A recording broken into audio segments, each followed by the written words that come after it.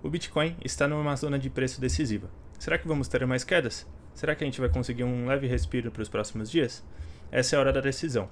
Meu intuito aqui hoje é trazer todos os próximos drives e quais suas probabilidades. Vou passar com vocês desde o gráfico mensal até o curto prazo, para a gente entender todo o contexto e qual a probabilidade de cada movimentação.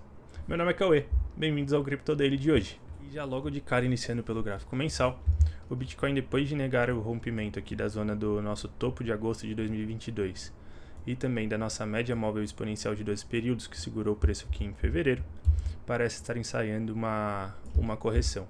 Aqui a gente já consegue ver também um 1, 2, 3 de venda. Geralmente, esse padrãozinho, a gente tem um topo, a gente faz um topo maior e no candle seguinte a gente faz um topo menor que o anterior. A gente forma como se fosse um Vzinho assim e geralmente a gente marca topos. Olha como aconteceu aqui, um topo menor. A gente iniciou uma correção maior. Aqui em cima um topo menor, a gente iniciou uma correção maior. Então a gente já começa a ver sinais de uma correção no gráfico mensal. Negamos o topo de agosto, negamos a média móvel exponencial de 12 períodos e a gente está formando um padrãozinho aqui de 1, 2, 3 de venda que pode indicar para a gente e a correção do gráfico mensal está um pouco mais próxima. Uma vez entendido o gráfico mensal, a gente começa a dar zoom in e entender o que os tempos gráficos menores estão nos falando. Gráfico semanal. Estamos agora apoiando nas médias.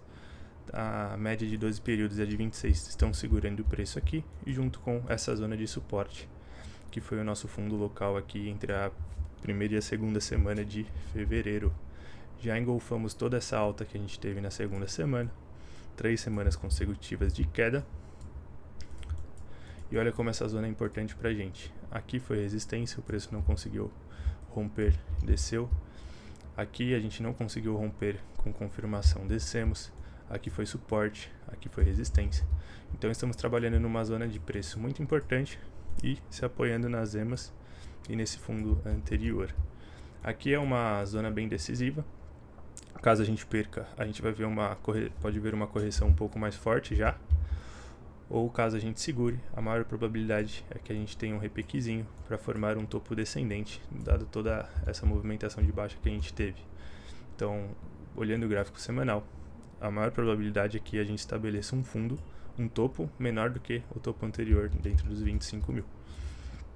Quando a gente olha para o gráfico de um dia, sempre entendendo um tempo gráfico menor e partindo para um tempo gráfico menor, a gente começa a ver alguns pontos de atenção aqui que podem indicar uma queda um pouco mais próxima. O primeiro deles, a média de 12 e a média de 26 cruzaram para baixo aqui neste momento. Sempre que a gente tem esses cruzamentos, a gente indica uma inversão de tendência muito forte e geralmente a gente tem quedas muito acentuadas na sequência. Olha como foi aqui em novembro, cruzamos para baixo as médias, olha o tamanho da queda que a gente teve. Olha como foi aqui em agosto, quando cruzamos essas médias para baixo, olha o tamanho da queda que a gente teve. Então essas médias já se cruzaram no momento, e aí a gente tem que ligar um pontinho de atenção. Isso daqui pode ser no gráfico diário configurado como um topinho duplo. No topo duplo a gente forma um topo, cria uma base de preço, tenta romper o topo anterior, falha, e aí a gente devolve, e aqui a gente forma uma inversão de tendência e inicia quedas maiores. Aqui a gente tinha uma divergência de queda, enquanto a gente tinha topos menores no RSI, eu tinha topos maiores no preço. Isso caracteriza uma divergência de queda, mas a gente já pode estar descontando essa divergência em toda essa queda aqui. No gráfico diário, estamos com o RSI chegando próximo à sobrevenda e também dentro desse suporte e se apoiando até então na média móvel exponencial de 200 períodos, que foi o que segurou a gente aqui, foi resistência aqui nesse movimento atrás. Então estamos numa zona decisiva.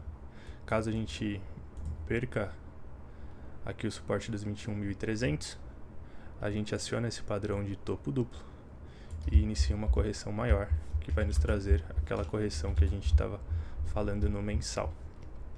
No gráfico de 12 horas, a gente já começa a ver alguns outros padrões. Vou deixar o gráfico um pouco mais limpo aqui. Acho que por enquanto eu posso tirar as médias, para ele ficar bem mais clean. Então no gráfico diário a gente já começa a ver padrões de inversão de tendência. E aí quando a gente dá zoom no curto prazo, o que eu estou de olho, tá? A gente vem trazendo já há alguns dias essa cunha descendente. Eu precisei só dar uma ajustadinha nela aqui, eu acho que ela estava assim antes. Com essa última queda ela deu uma violada, mas a gente ainda consegue ajustar. Porque uma das coisas que eu tenho acompanhado até então a gente fez no curto prazo aqui uma pernada de queda, pernada corretiva, terceira pernada de queda, pernada corretiva e a quinta onda. Isso daqui são ondas de Elliott. Nas ondas de Elliott a gente tem geralmente 5 pernadas. Depois a gente inicia a pernada A, B e C, e a partir daqui tem uma inversão de tendência. Estamos na quinta onda, até então, olhando aqui para o curto prazo, e quando a gente começa a olhar essas quedas localmente, a gente começa a ver que a gente está desacelerando essa movimentação de queda, né? Então a cada queda que a gente tem uma queda menor. Então eu estou olhando para os fechamentos, né? Eu estou olhando o meu topo em relação a fechamento de candle, o meu fundo em relação a fechamento de queda, meu topo em relação a fechamento de candle, meu fundo. Então a gente vê que a cada nova pernada de queda eu estou mais próximo do meu fundo anterior. A gente teve primeiro uma queda de quase 8%, em seguida uma queda de 6% e agora uma queda de quase 4%. Essa visão corrobora então com essa formação de uma cunha descendente, e aí quando a gente olha também os nossos indicadores de força, a gente já está sobrevendido no gráfico de 12 horas, gráfico de 4 horas também estamos sobrevendidos, no gráfico de 1 hora também já batemos sobrevenda. A gente está trabalhando aqui na zona de sobrevenda já há um tempinho.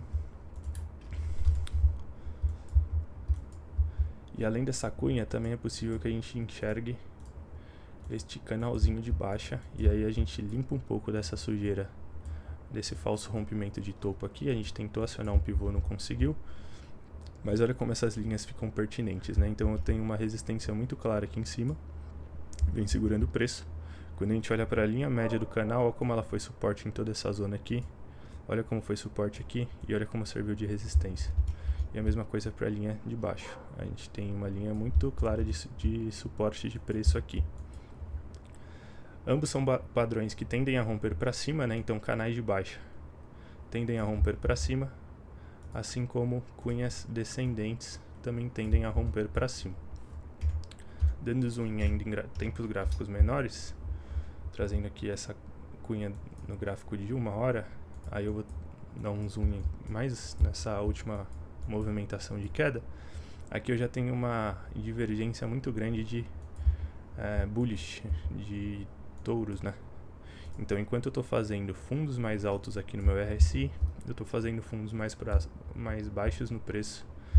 Isso indica pra gente uma movimentação de inversão de tendência mais próxima. Então no final das contas é tudo sobre o suporte em 21.300. Caso a gente perca esse suporte, a gente perde esses padrões do curto prazo, a gente passa a olhar para o topo duplo no diário e a gente vai ter uma correção mais forte, muito mais breve. Caso a gente consiga defender e os compradores comecem a atuar mais fortemente nessa zona dos 20.300, podemos olhar agora para os padrões tanto para a cunha descendente quanto para aquele canal que a gente traçou, e aí a gente pode esperar que o preço tenha movimentações até 23.400, até a área dos 24.000 ali no máximo. Então, olho nos 21.300, perdendo correção mais forte. Caso a gente consiga segurar nesse suporte, a gente pode ter um respiro mais curto prazo, mas para estabelecer provavelmente um topo descendente. Se esse vídeo te ajudou de alguma forma, não esquece de deixar o like, mande para os seus amigos que também investem em cripto. Não esqueça de se inscrever no nosso canal para acompanhar essas atualizações diárias. E até o próximo Crypto Daily.